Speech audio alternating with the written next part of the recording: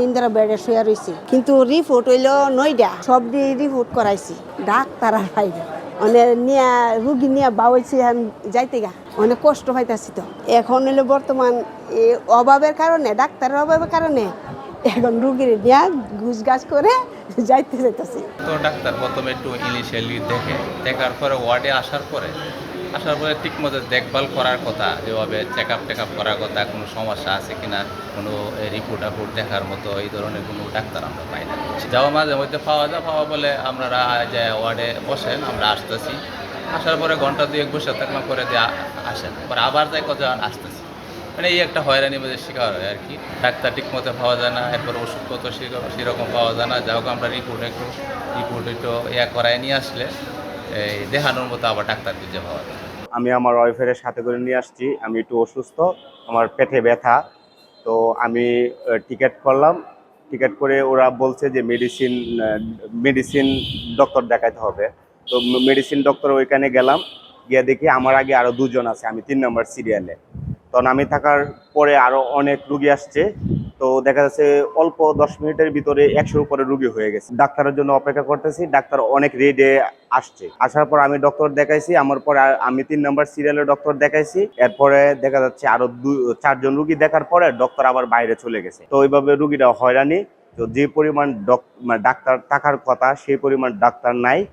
আজকে 5 দিন যে হাসপাতাল আসছি, জ্বর নিয়ে আসছি, মাথা ব্যথা অনেক, ডাক্তার এনে সেরান সুরানা এই আয়াকালি ঘুরে ঘুরে গিয়ে লিখে জায়গা, মানে কোনো চিকিৎসা পাইতাছি না।